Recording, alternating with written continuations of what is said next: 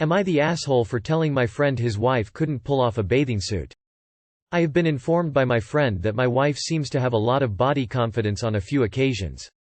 She posts a lot of photos on Instagram in dresses, crop tops, and now that it's summer, swimsuits. I've never had a problem with it. I think most girls in their mid-20s do the same thing, but my friend has been making weird remarks to me about her posts since we got married.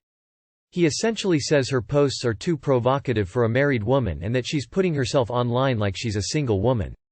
He also makes the point that most married women do not post photos like she does, and his wife would never disrespect him by posting photos like this. I brought it up to my wife once and she just laughed and said he was weird. I agreed and haven't said anything about it to her since. Recently a group of us got together at the lake. My wife wore what I considered normal attire, a bikini, but my friend thought differently. He made a comment in front of us guys about her ass being out and asked her me if she just liked to make everyone uncomfortable and have people stare at her. And of course he brought it back around to his wife saying how she dresses respectful in front of other guys. His wife had a one-piece I think but wore a cover-up most of the time we were there. My wife wasn't wearing a thong bathing suit bottom, so I honestly don't know what his deal was. There were other girls there in two pieces besides her.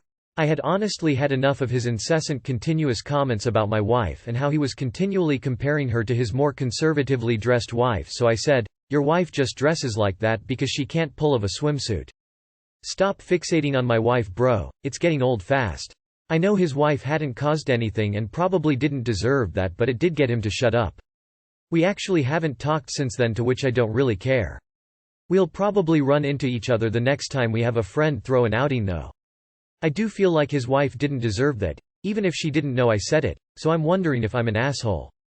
I don't really want to apologize to him before he apologizes for all of his comments, but if Reddit thinks it's the consensus I might. ETA. His wife was not around when I said this. It was just a group of guys. Everyone sucks here, don't insult the wife, she got nothing to do with this. Tell him to stop buying a sexist ass. Apologize to her, not the sexist jerk. Esh. Well, the husbands do. You should have stood up for your wife and not insulted his. Esh. There were other ways to get this guy to shut up without bringing his wife into it. She had nothing to do with it and you just stooped to high level by making inappropriate comments on his wife's appearance. Esh. Yes, you are the asshole for bringing his wife into it. Yes, he's the asshole for making creepy comments about what others should wear, and essentially saying he's sexually attracted to your wife. Don't get me wrong, he's worse, but you're not blameless either. If you have a problem, go after him, not his wife. Esh. He is obviously an asshole for what he said about your wife. He's attracted to her, FYI. But you really didn't have to body shame his wife, who had nothing to do with the conversation, in order to defend your wife.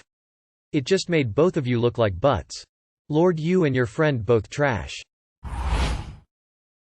Update: am I the asshole for wearing a tight dress despite my friend asking me not to? Link to my original post. Well, it's been some time since my original post, so I thought it would be a good time to update after I gave myself time to process. I want to start with the statement that I am no longer friends with either L or K. After reading the comments under my original post, I realized how crappy what they did was and that it put me in danger.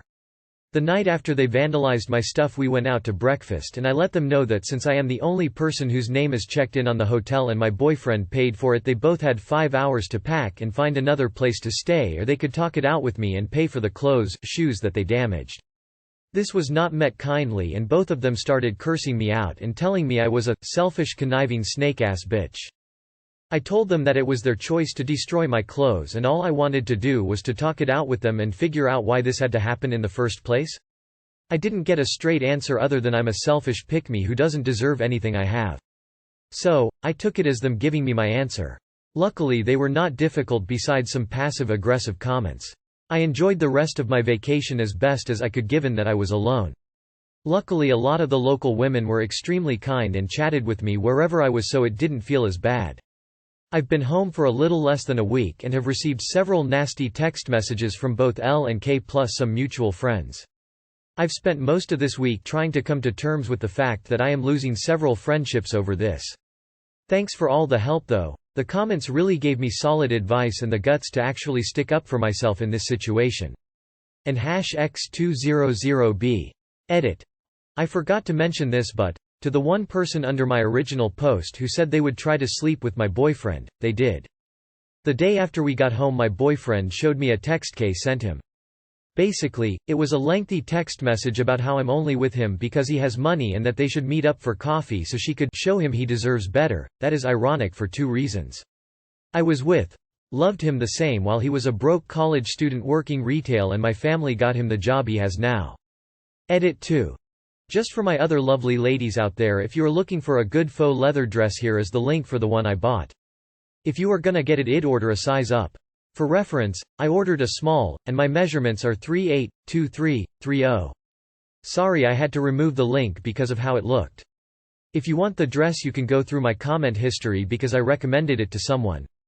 Sorry. I am losing several friendships over this. I guarantee you they did not tell the true story to your mutual friends. You might want to set the record straight.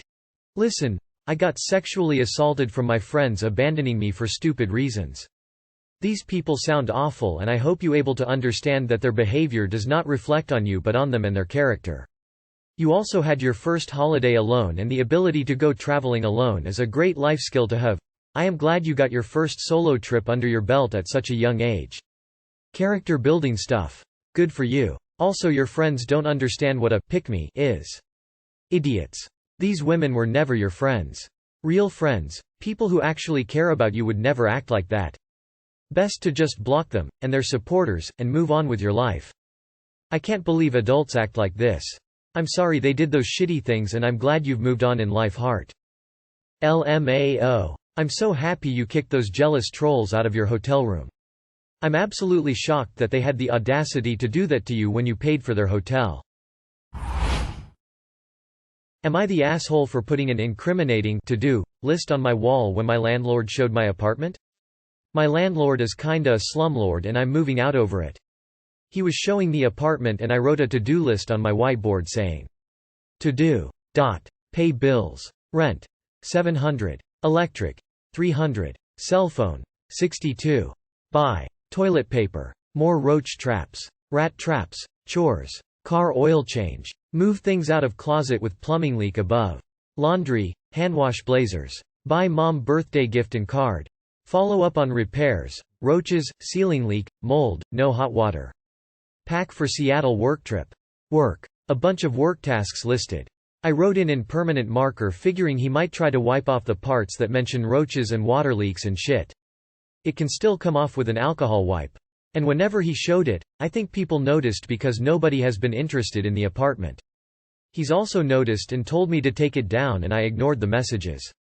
Yesterday he came by with a family and asked me if I could remove the whiteboard and I said, maybe after work, I'm gonna need it for my afternoon meetings, and didn't really say more. He was trying to say something else and I said it was the middle of my workday and having tours come by was already an interruption and I needed to get back to work. Am I the asshole for leaving that sign in my apartment? Not the asshole if it's all truthful. Tenants should know what sort of landlord they're getting. And if he's losing tenants because he's not doing his job, then that's on him. Not the asshole. I don't want to rent somewhere with broken promises. I don't want to rent somewhere that may have a rat or roach problem. I don't want to rent somewhere that has leaks. I don't want to rent somewhere that is overcharging me. I also don't want to rent somewhere my apartment will be shown while I still live there. I don't give a fuck about who moves in when I move out. And I don't give a fuck if the landlord loses a month of rent. I don't want strangers in my home whether I am there or not. Info. Are those issues real? Or did you just write it to piss him off? Edit for judgment. Not the asshole since they are actual issues in the building. It's a little petty, but also gives warning to future tenants, so it does tip you to the not the asshole side of things. Reminds me of a lockdown video when viewings count happened so the landlady asked the tenants to film the flat for online viewings. I don't think she quite had what he did in mind. Opening square bracket. I think this has gotta be the best revenge on a bad landlord that I've ever seen. Long as it's true or close to the truth, not the asshole. It's illegal for the landlord to not do maintenance damn near everywhere. Not the asshole. Fair warning to potential renters. You are doing society a favor. It's too bad there's no Yelp for apartments to get tenant reviews. Am I the asshole for trying to use my wealth to win over my daughter's love? Oh, when I, 28 female, was 18. I had to give birth to my daughter Farah, no choice for me. I wanted to give her up for adoption, but Dave, her dad, was able to take her. In exchange for giving him full custody, we settled on me not paying any child support. I did not give up my parental rights.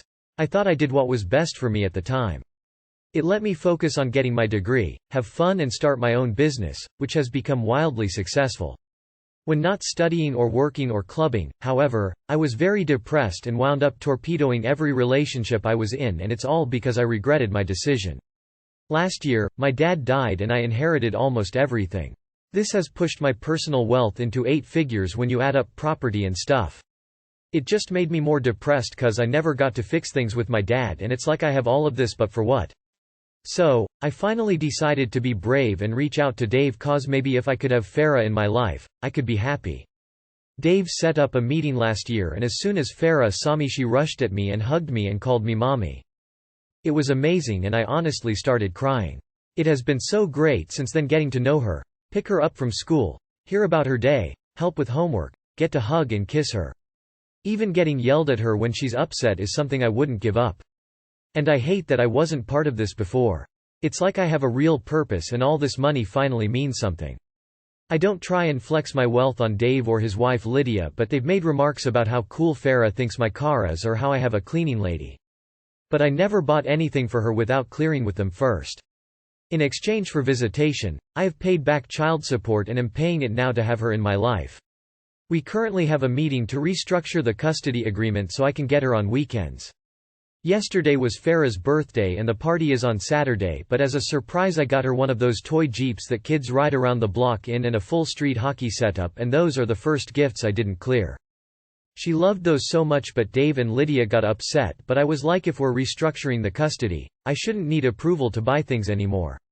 Lydia pointed out how expensive it all was and called me an asshole for using money to win Farah's love instead of putting in hard work like she has. What she said has been troubling me, and maybe I have been like that, so I'm here to get an anonymous judgment. Info. You got a toy Jeep for a 10-yo? Isn't she too big for it? Kids mainly age out of those about age 5. I can't even picture a 10-yo squishing themselves into it. You are the asshole. Suddenly changing things and buying her lavish gifts without discussion when that's not the precedent that's been set shows, and of course you admit in the title, that you are trying to buy your daughter's love instead of earning your place in her life. You chose not to be her mother.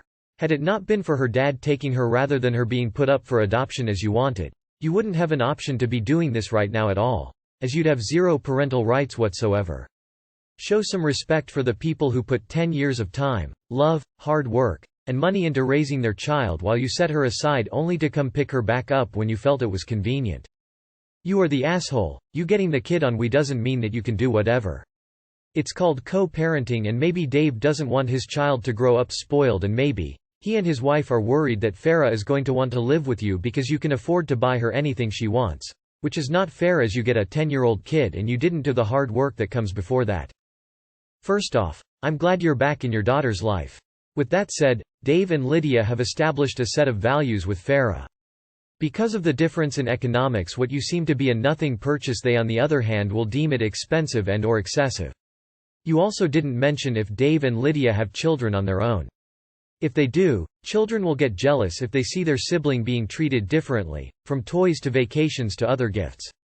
You only have been back in Farah's life for a short time. I know you want to make up for lost time, and you will, but ease in. Nah. Life is complicated and you all are trying your best. Do try to be sensitive of your ex's boundaries. They have been the primary caretakers for a long time and sound like they genuinely care for your child. I hope you all find healing and peace through this. I second family counseling and also personal counseling.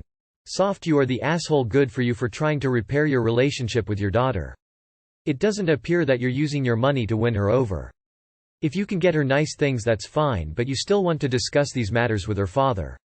He has been in her life since the beginning, and just because you now can be a parent, doesn't mean you don't consider his perspective.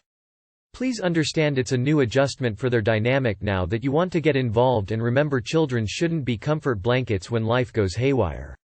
Parents should be the constant to their children's lives and take sacrifices for their well-being. Not when you have an abundance of anything.